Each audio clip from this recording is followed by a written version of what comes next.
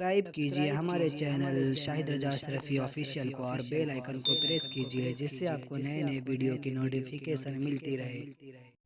तो नाजरीन अस्सलाम वालेकुम वरहमतुल्लाहि वबरकातुहू। आज का बयान हज़रत मुफ्ती सलमान अज़हरी का बयान रहेगा जिसमें हम जानेंगे कि आला हज़रत ने अपनी ज़िंदगी को किस तरीके से गुजारा और किस तरीके से उसने इल्म पाया और क्या क्या पाया।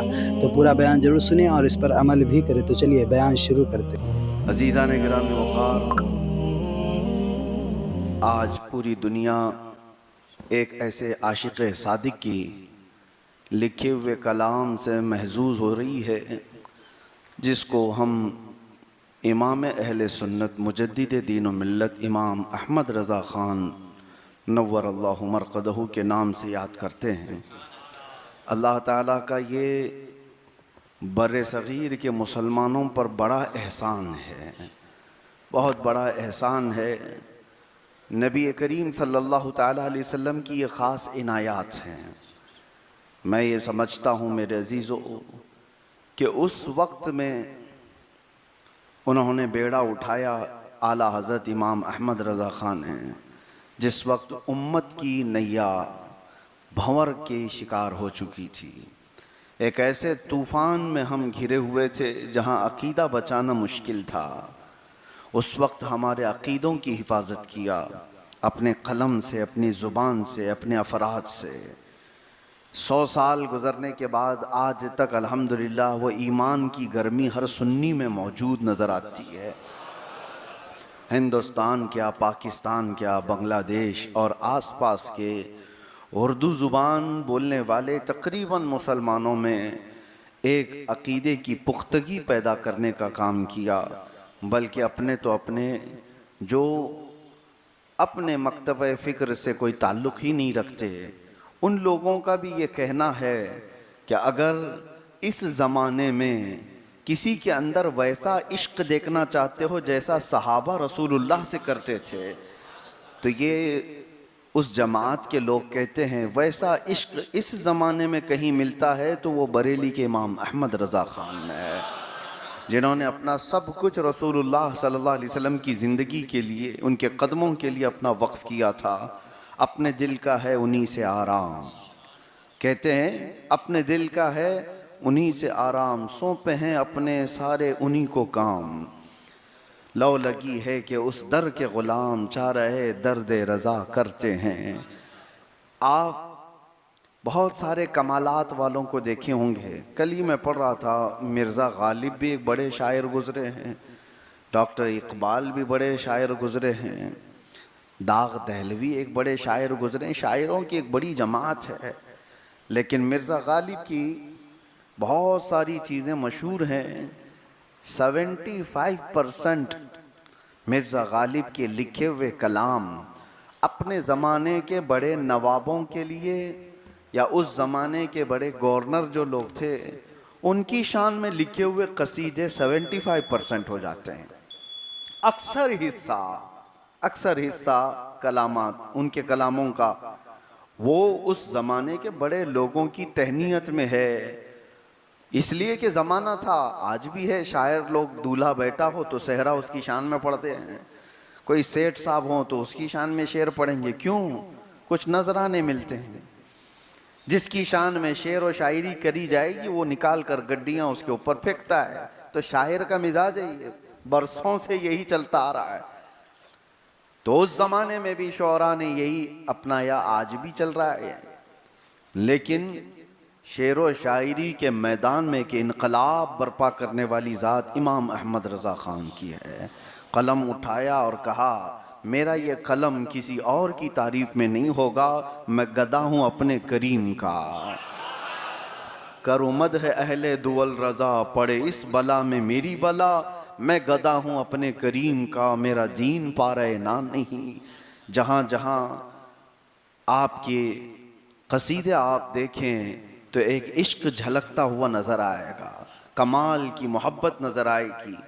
मैं आला हज़रत इमाम अहमद रज़ा ख़ान फ़ाज़िल बरेलवी रहमतुल्लाहि तआला अलैह के मुतालिक, क्योंकि कल आपका उर्स मुबारक भी है, इसलिए अर्ज़ कर रहा हूँ कि हर सुन्नी नौजवान को सुनी सुनाई बातों पर नहीं, पढ़ करके समझने की ज़रूरत है। फैली हुई बातें बहुत हैं दोनों तरफ से, सुन्नियों में भी देवबंदियों में भी बहुत सारी बातें फैली हुई हैं, और अक्सर का ख्याल ये है कि ये बातें ऐसी जो फैली हैं यही होगा। उस जमात में कुछ और बातें फैली हैं, इस जमात में कुछ और बातें फैली हैं। मैं दावत फ़िक्र देता हूँ, अल्लाह ताला ने अगर अक्ल और सलीका अता किया है तो पहले पढ़ो और फिर समझो कौन क्या कह रहा है, इससे नहीं। कुछ सुन्नी जो होंगे वो बहुत बड़ा चढ़ा करके भी बोल रहे होंगे, गलत बातें भी कह रहे होंगे। होता है जज्बात में, बहुत सारे लोग चूहे को शेर कह रहे हों, ज़मीन को आसमान कह रहे हों, चींटी को हाथी कह रहे हों। ये मुबालगा आराइयाँ भी होती हैं, और कभी दुश्मनी में भी आदमी यही काम करता है। बहुत छोटी सी चीज़ हो रही होगी लेकिन उसको बहुत बड़ा चढ़ा करके बोल रहा होता है। तस्वीर कुछ और होगी, उसका बयान कुछ और कर रहा होगा। तो दोनों, इसीलिए मैं कहता हूँ साफ नजरी के साथ जो आला हजरत को पढ़ेगा, ऐसा हो ही नहीं सकता कि उसके इश्क रसूल नजर ना आए। दुश्मनी भी हटाओ, और झूठी मुबालगा आराइयाँ अगर आपको लगती हैं तो वो भी हटाओ। आप खालिस उनकी किताबें उठाओ और उनको पढ़ो। जो बच्चा 8 साल की उम्र में 2.5 घंटे रसूलुल्लाह की सीरत पर बयान करता हो, उलमा की महफिल में है, आप अंदाजा करें अल्लाह ताला की अता नहीं है तो और क्या हो सकती है। आपको पता है सिर्फ 14 साल की उम्र में वो मुफ्ती हो चुके थे और पहला फतवा उन्होंने लिखा है। 14 साल की उम्र में तो अभी बच्चे खड़े होने के काबिल भी नहीं नजर आते हमारे यहाँ, और वो 14 साल की उम्र से फतवा नवीसी शुरू कर चुके थे। उनसे सवालात उम्मत के हालात पर किए जाते और वो तशफ़ी बख्श दलाइल के साथ जवाब लिख रहे थे, और यही काम उन्होंने अपनी जिंदगी के आखिरी वक्त तक किया, जिसकी बड़ी शाहकार हमारे सामने फतावा रज़विया की शक्ल में 30 बड़ी जिल्दों के साथ मौजूद है। जिंदगी भर उन्होंने जो लिखा। लेकिन सबसे बड़ा किरदार मेरे अजीजों, आपको एक बात मैं बताता हूँ, उनके बहुत सारे कमालात बयान किए जाते हैं। अल्लाह ने गज़ब की जहानत दी थी, बहुत मजबूत हाफजा, एक बार जो देख लिया उसको कभी नहीं भूलते, और ये भी पता नहीं रहता कि कब पढ़ते थे। पूरी दुनिया में आज कुरान के मानी कुरान के तर्जुमे के लिए ऑथेंटिक तर्जुमा कंजुल ईमान की शक्ल में मशहूर है, हर सुन्नी के घर में होना भी चाहिए। ये तर्जुमा कुरान का आला हजरत का किया हुआ है, कंजुल ईमान। इसमें ईमान का खजाना है ही, लेकिन मैं आपको बताऊं ऐसा ऑथेंटिक तर्जुमा जिसमें गलतियां ढूंढने के लिए दूरबीन लगा करके लोग बैठे रहे और निकालने की कोशिश करते रहे। आज तक कोई ऐसी चीज निकाल कर नहीं लाए कि ये तर्जुमा गलत हुआ है, फला ऐसा कर दिया, फला वैसा कर दिया। हालांकि मैं आपको 2-3 एग्जाम्पल बता दूं, दूसरे तर्जुमे भी मार्केट में मिलते हैं आज, और क्या से क्या मार दिया है लोगों ने। कुरान तो कुरान है, उसको नहीं बदला जा सकता, लेकिन तर्जुमा करने वाला डंडियां मार सकता है। कुछ भी लिख दिया। एक साहब ने लिखा, इन्ना फतहना लका फतहम मुबीना, सूरह फतह है, 26वें पारे की सूरह है, जिसका मैं तर्जुमा आपको करता हूं। ऐ महबूब, हमने आपको रोशन फतह अता की, इन्ना फतहना लका फतहम मुबीना, हमने आपको रोशन फतह अता की। आगे का जो मसला है वही सबसे बड़ा है। लियग़फ़िर लकल्लाहु मा तक़द्दम मिन ज़ंबिका व मा तअख़्ख़र, अल्लाह ने कुरान में फरमाया, और उसका तर्जुमा करने वाले साहब ने कहा, इसलिए हमने आपको रोशन फतह अता की ताकि आपके अगले पिछले गुनाह हम माफ कर दें। लियग़फ़िर लकल्लाहु, ताकि अल्लाह आपके अगले पिछले गुनाहों को माफ कर दे। ये तर्जुमा मौजूद है। किसी अजनबी के हाथ में ये आए और वो ये हमसे पूछे कि बता तेरे रसूल के अगले पिछले गुनाह कौन से हैं जिसको माफ करने की बात अल्लाह कर रहा है। तर्जुमा तो आपने किया है, उम्मत के एक आलिम ने किया है, तो आप बताइए। इतना बड़ा सवालिया निशान है हुजूर की अजमत पर, और यह अकीदा है हमारा कि नबी मासूम होते हैं, हर नबी मासूम होता है, नबूवत के ऐलान से पहले भी, नबूवत के ऐलान के बाद भी नबी से कोई गुनाह नहीं हो सकता। अगर कोई गुनाह उनकी शान में रख दिया जाए तो ये नबूवत पर सवाल आ जाएगा।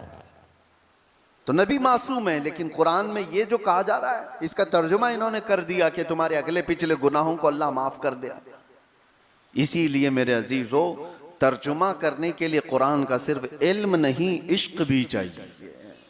सिर्फ इल्म से जो कर रहा है उसने ऐसा कर दिया।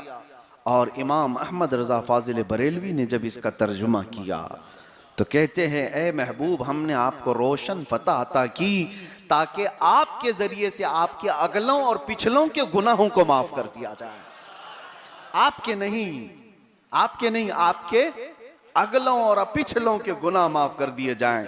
आपके जरिए से अजमत रिसालत को बचाया है और हमारे अकीदे की हिफाजत की है और कुरान के तर्जुमे को भी बचाया है। एक दो जगह नहीं मेरे अजीजों, कई मिसालें मैं आपको दे सकता हूँ।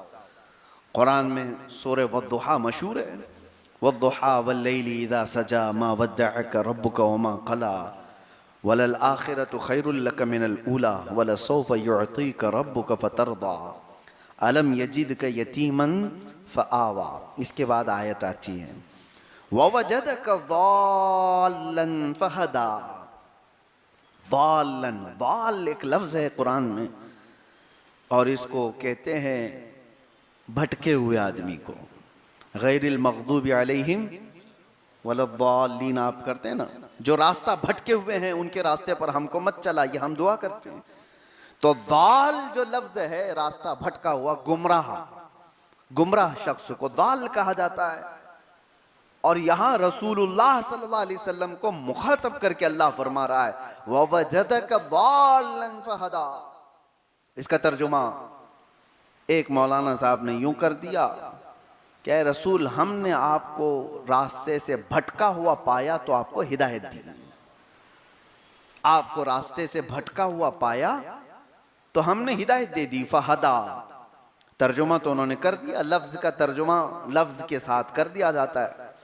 लेकिन मेरे अजीजों, अक्सर ऐसा होता है कि हू पहू एक लफ्ज का तर्जुमा दूसरी जुबान में वैसे ही नहीं होता। उसके लिए दूसरे मुहावरे होते हैं, दूसरे अल्फाज होते हैं। इंग्लिश को ही ले लो आप, इंग्लिश में हर जो वर्ड है उसका सेम टू सेम उर्दू में नहीं किया जा सकता, कुछ चीजें बदली जा सकती हैं, मुहावरे होते हैं।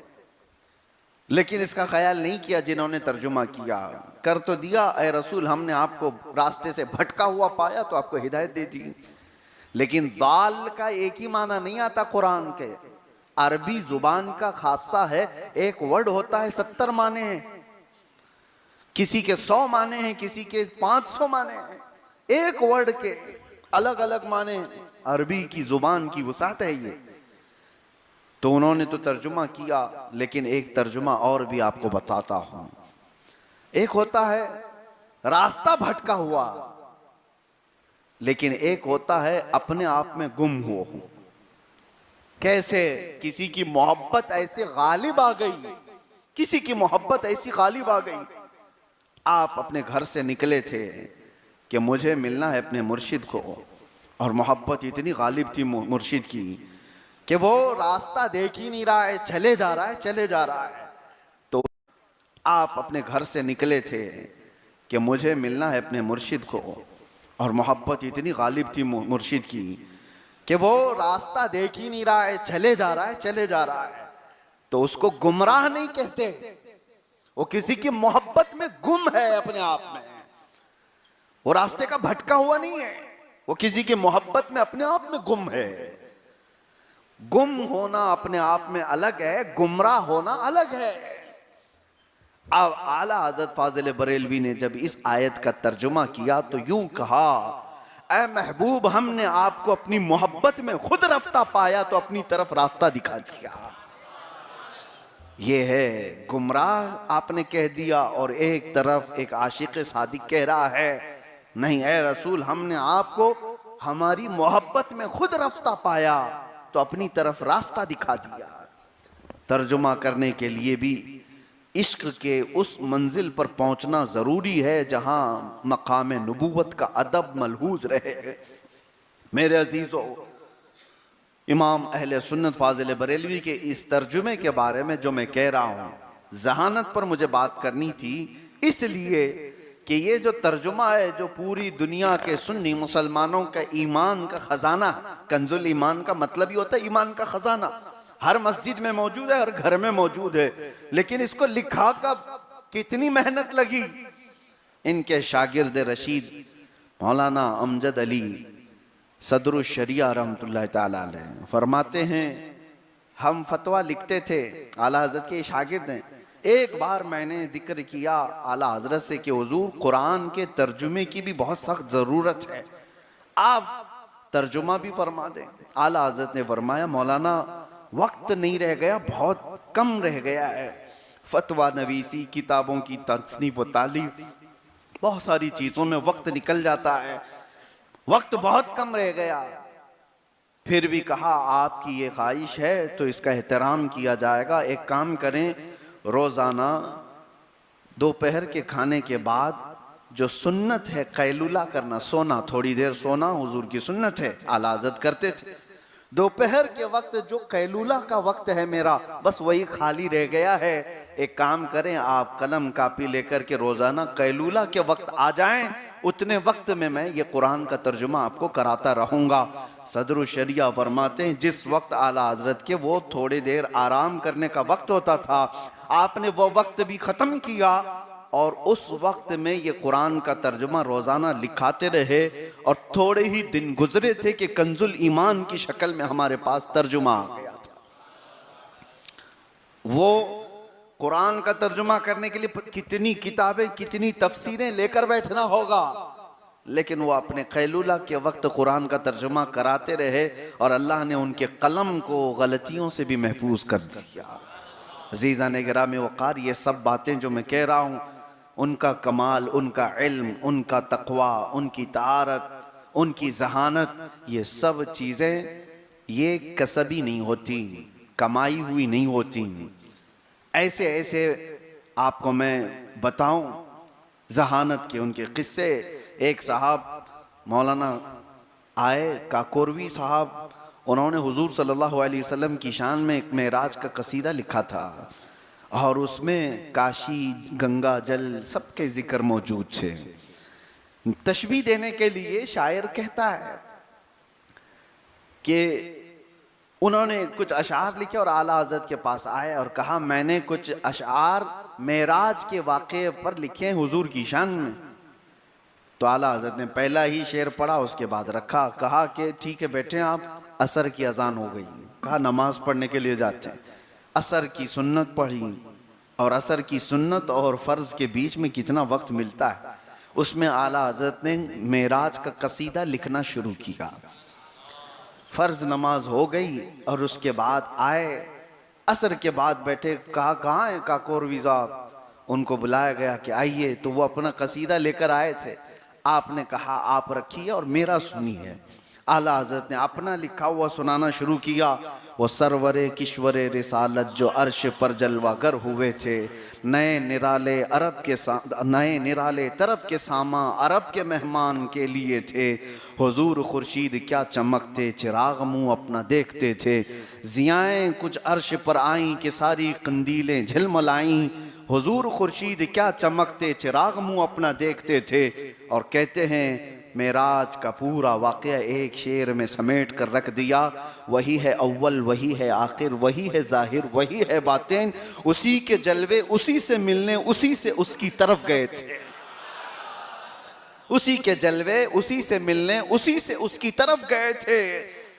और ये कसीदे मेराज 1, 2 शेर, 7, 8 शेर, 10, 12 शेर का नहीं, टोटल 170 शेर का था। 170 के करीब अशार आपने लिख डाले, और वो भी कितने वक्त में, असर की सुन्नत और फर्ज के बीच में। कौन करता है, किसका जहन इतना तेज दौड़ता है। इस तरह के वाक़यात बेशुमार है। एक साहब आला हज़रत फाज़िल बरेलवी रहमतुल्लाह ताला अलैह के पास इस मसले को भी लेकर के आए थे। मशहूर वाक़या है, अलीगढ़ मुस्लिम यूनिवर्सिटी के एक बड़े प्रोफेसर थे और वो मैथमेटिक्स में बहुत माहिर थे। उनको एक मैथ्स का फंडा समझ में नहीं आ रहा था और कई लोगों से उन्होंने हल कराने की कोशिश की और वो जा रहे थे लंदन, ऑक्सफोर्ड, ताकि वहाँ के प्रोफेसर से इस मसले को हल कराएं। उस वक्त वहाँ पर आला हजरत के एक शागिर्द भी मौजूद थे, सैयद सुलेमान बिहारी। उन्होंने अपने उस प्रोफेसर की बेचैनी को देखा तो कहा कि आप इतना लंबा सफ़र करने जा रहे हैं। मैंने हमारे उस्ताद मौलाना अहमद रज़ा खान साहब को मैथ्स में बहुत माहिर देखा है, चले उनके पास भी चल करके आपका ये फंडा रखते हैं। वो हंस करके ठट्टा मार के कहने लगे, मियाँ ये मौलाना लोगों का काम नहीं है, ये रियाजी का बड़ा टफ मसला है, मैथमेटिक्स का। तो सैयद सुलेमान साहब ने फरमाया कि ठीक है, मौलाना लोगों का मसला नहीं है, लेकिन आप जिस मौलाना की बात कर रहे हैं वो कोई और मौलाना है। आप वैसे भी लंदन जा रहे हैं या जर्मनी जा रहे हैं, खर्चा तो बहुत ज्यादा है। अलीगढ़ से बरेली का खर्चा कितना है, चले एक बार इसको देख लेना हो तो फिर आप आगे का सफर करें। इनके इसरार पर वो प्रोफेसर आए और ये भी उस वक्त आए थे जब शाम में असर का वक्त हो रहा है। आला हज़रत से मुलाकात किया, उनके शागिर्द भी थे सुलेमान बिहारी रहमतुल्लाह ताला अलैह। उन्होंने कहा कि एक बड़ा मसला लेकर के आए हैं और आपसे मुलाकात करनी है। तो आला हज़रत ने पूछा, बताएं क्या मसला है। तो उन्होंने कहा, ऐसे नहीं, बहुत लंबा टाइम लगेगा इसमें, आप जल्दबाजी में। तो कहा देख तो लूं। उन्होंने खोले और आप तो कहा कि ये मैथ्स का मसला है। आला हज़रत ने उंगलियां रखी, कहा इसका इससे, इसका इससे, इसका इससे, इस तरह से हो सकता है, लेकिन अभी हम नमाज पढ़ के आते हैं फिर बैठते हैं। आला हज़रत नमाज के लिए गए। प्रोफेसर कहते हैं आला हज़रत ने उंगलियों से जो करके बताया था, उनकी नमाज होने तक मेरा तो मसला ही हल हो चुका था और मैं हैरत में था। उनकी नमाज भी हो गई, वो आकर के बैठे देखते रहे और पूछा, क्या प्रोफेसर साहब हल हो गया? कहा जो बरसों से जिसमें मैं अटका हुआ था आपके इशारों से हल हो चुका है। ये मत समझना कभी कि हर मौलाना को कि दुनिया की कुछ नहीं जानता। हाँ, अब मैं असल खुलासे की तरफ आता हूँ। कभी उनको मैथ्स में माहिर देखा, कभी उनको इल्म नुजूम में भी माहिर देखा। इल्म नुजूम क्या होता है? ये सितारों का इल्म। आज लोग सुबह सुबह उठ करके राशि देख रहे होते हैं, यह हमारे उलूम में से नहीं, लेकिन दुनिया आज इसके पीछे बहुत पागल है। सुबह ही उठते ही उनको स्टार देखने होते हैं, सितारा देखना होता है, आज कौन कहाँ बैठा हुआ है, किसको क्या कर रहा है, किसको देख रहा है। सितारों के मुतालिक एक बड़ी दुनिया है, इसको कहते हैं इल्म नुजूम। नुजूमी जो है तारों को देख करके बहुत सारी चीजें बयान करते थे, वो भी इल्म है। लेकिन हमारे यहाँ इस्लाम में उस पर यकीन करना नाजायज और हराम है। बसा औकात आदमी कुफ्र भी कर जाता है। लेकिन सितारों के जरिए से बहुत सारी चीजें की जाती हैं, रास्ते तय किए जाते हैं। मशरिक व मगरिब मालूम किया जाता था, बारिश के, धूप के औकात भी मालूम होते थे। सितारों के जरिए से नमाजों के औकात भी मालूम किए जाते थे। ये सब चीजें सितारों पर डिपेंड थी।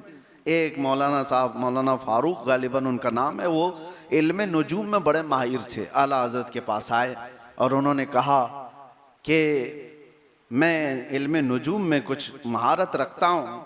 तो आला हज़रत कुछ लिख रहे थे और बैठे बैठे आपने कहा, अच्छा मौलाना, आपके इल्म नुजूम के एतबार से आप बताएं कि बरेली में अभी बारिश कब हो सकती है।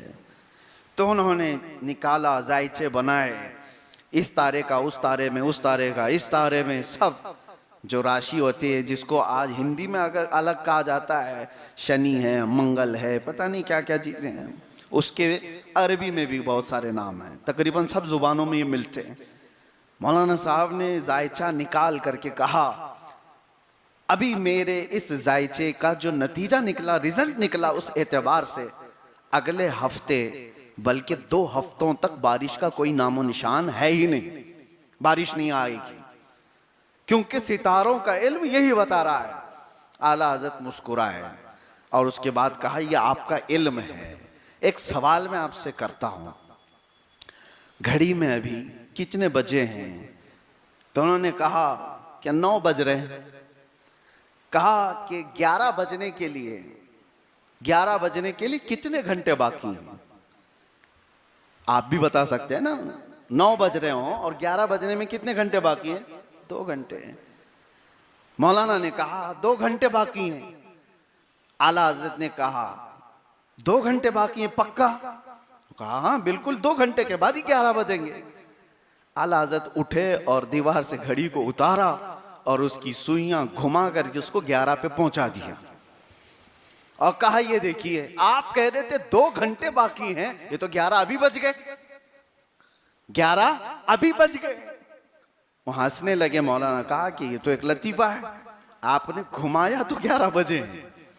कहा यही मैं बताना चाहता हूं, जमाने का निजाम जो चल रहा है उसके कवानीन अलग हैं। आपके इल्म के एतबार से 2 हफ्ते तक नहीं, मौला अगर चाहे तो अभी बारिश हो जाए। अकीदा ये है 2 हफ्ते क्या बात, 1 हफ्ता क्या बात, कल क्या बात, अगर मेरा रब चाहे अभी इसी वक्त बारिश हो जाए। मौलाना फारूक साहब कहते हैं ये जलाल में आला हजरत ने कहा था, मैं उनकी खानकाह से निकलकर बाहर निकला ही था, पूरे बरेली में झमाझम बारिश हो रही थी। जो उनके इल्म नुजूम के एतबार से 2 हफ्ते तक बारिश थी ही नहीं।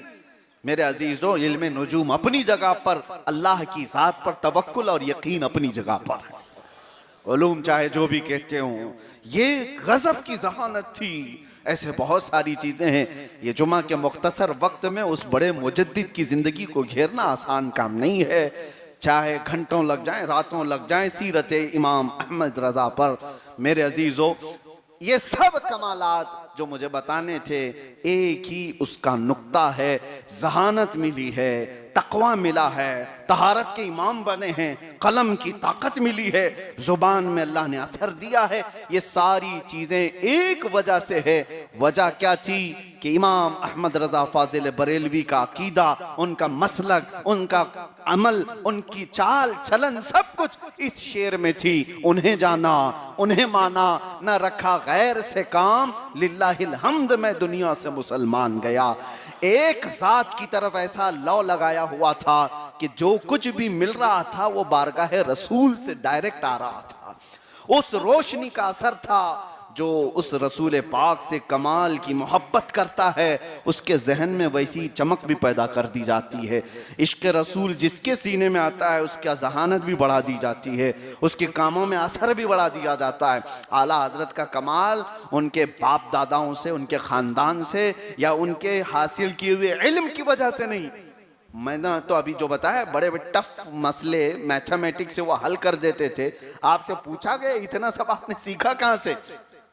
प्रोफेसर साहब ने पूछा, इतने हाई लेवल के मैथ्स के मसले जो प्रोफेसर लोग हल नहीं कर रहे, मौलाना आपने कहां से सीखा? आपके उस्ताद कौन है इसमें? आला हजरत कहते हैं, मेरे बाप मौलाना नकी अली खान साहब ने मुझे जमा, नफी, ज़रब, तकसीम, प्लस माइनस, मल्टीपल, ये सिर्फ 3-4 हिसाबात सिखाए थे और बाकी जो कुछ भी आया है वो फजले इलाही से है, फजले इलाही से। बाकी कोई उस्ताद नहीं है मैथ्स में। ये सब मेरे अजीजों अल्लाह ताला की तरफ से अता किए जाते हैं। जब बंदा हुजूर का हो जाता है तो कायनात उसके कदमों में लाकर रख दी जाती है। यही बात की तरफ मैं ले जाना चाहता हूँ। आला हजरत को आला हजरत बनाने वाली चीज क्या है, कौन सी चीज है? आज हमने अपनी जिंदगी में देखा है, मुझ जैसे एक फकीर को जहाँ जाते हैं लोग आंखों पर बिठाते हैं, इज्जतों से नवाजते हैं, इस्तकबाल करते हैं। ये सब इसलिए नहीं कि कोई नेता आ रहा है, सिर्फ इसलिए कि अजमत रिसालत की बात कर रहा है, नामों से रिसालत की बात कर रहा है। अरे हमारी जिंदगी में बहुत थोड़ा सा वक्त होगा वो जिसमें हमने रसूल करीम सल्लल्लाहु अलैहि वसल्लम के नामूस की बात की या चैलेंज किया, उसका असर ये देखने को मिला। लाखों दिलों को अल्लाह ने हमारी तरफ फेर रखा है। फिर जब कोई अपनी पूरी जिंदगी को हुजूर की तरफ फना कर देता है तो फिर वो वक्त का आला हजरत बन जाता है और उसके कलाम को भी अल्लाह जिंदा रखता है, उसके नाम को भी अल्लाह जिंदा रखता है।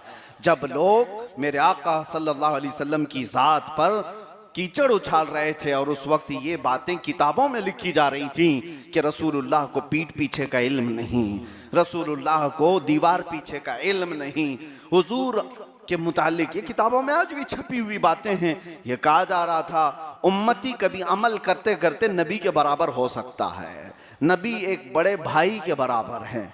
ये भी लिख दिया गया कि वो एक डाकिया, एक पोस्टमैन की तरह हैं, अल्लाह का पैगाम लाया, बंदों तक पहुंचाया। जैसे एक डाकिया, एक पोस्टमैन खत लाता है और फिर उसका काम खत्म हो जाता है, रसूल के बारे में ये तक कह दिया गया कि वो पोस्टमैन की तरह, एक कासिद की तरह हैं, अल्लाह का पैगाम लाया, उम्मत को पहुंचा दिया।